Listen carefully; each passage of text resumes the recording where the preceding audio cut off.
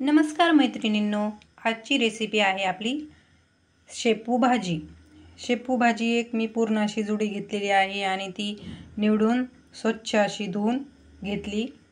तर कोवळे असेल तर असे मी काय करते, कोवळ्या भाजीचे देठही घेते आणि जे जास्त मोठाले आहेत त्यांचे काढून टाकायचे, ते पौष्टिक राहते। त्यासाठी मी 5-6 मिरच्या छोट्या करून कुटत आहे। तुम्ही मिक्सर मधूनही काढून घेऊ शकता। आणि लसण हा थोडासा जास्त वापरला तरी चालते, कारण की शेपूच्या भाजीला उग्र असा वास असतो आणि तो वास जाण्यासाठी लसण त्यामध्ये टाकला तर छान भाजीला चव येते। चटणी ही थोडीशी जाडसर अशी कुटून घ्यायची। मी आता एक वगळी तेल टाकले आणि ते तेल गरम झालंय आणि त्यामध्ये मी आता हे आपण लसण आणि मिरचीचा ठेचा करून टाकतो।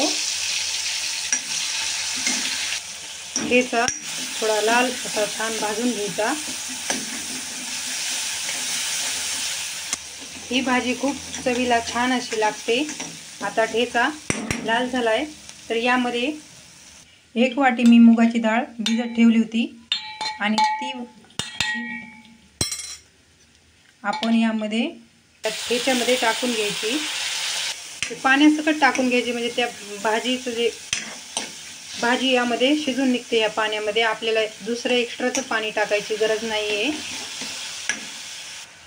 डाळही अशी छान भाजून घ्यायची यामध्ये पाणी आणि तेलामध्ये।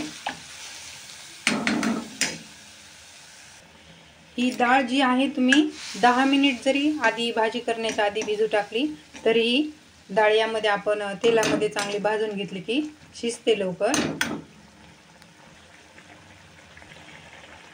यामध्ये मुगाच्या ऐवजी तुम्ही तुरीची डाळही वापरू शकता आणि आपल्या चवीनुसार कमी जास्त डाळ वापरू शकता। काही ठिकाणी गौरी आगमन असते त्या दिवशी याचा नैवेद्य दाखवला जातो आणि त्यानिमित्त मी हा व्हिडिओ बनवत आहे। आता डाळ छान अशी त्याच्यामध्ये परतलेली आहे, त्यामध्ये आपण भाजी टाकून घेऊ। काही वेळेस मी ही भाजी कांदा टाकूनही बनवत असते। कांदा टाकूनही छान लागते ही भाजी आणि मुलांसाठी तर छान आहे, कारण की यामध्ये मुगाची डाळ आपण वापरलेली आहे। मुलं अशी डाळ खात नाहीत, तर भाजीतून त्यांच्या पोटामध्ये डाळ जाते। तर तुम्ही असं तुम्हाला जी डाळ मुगाची किंवा तुरीची आवडते ती टाकू शकता। आता यावर आपण झाकण ठेवून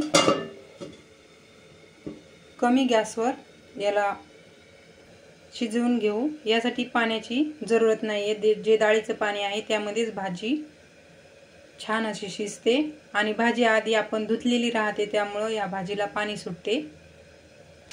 आता शेवटी शेंगदाणा कूट टाकून घ्यायचा।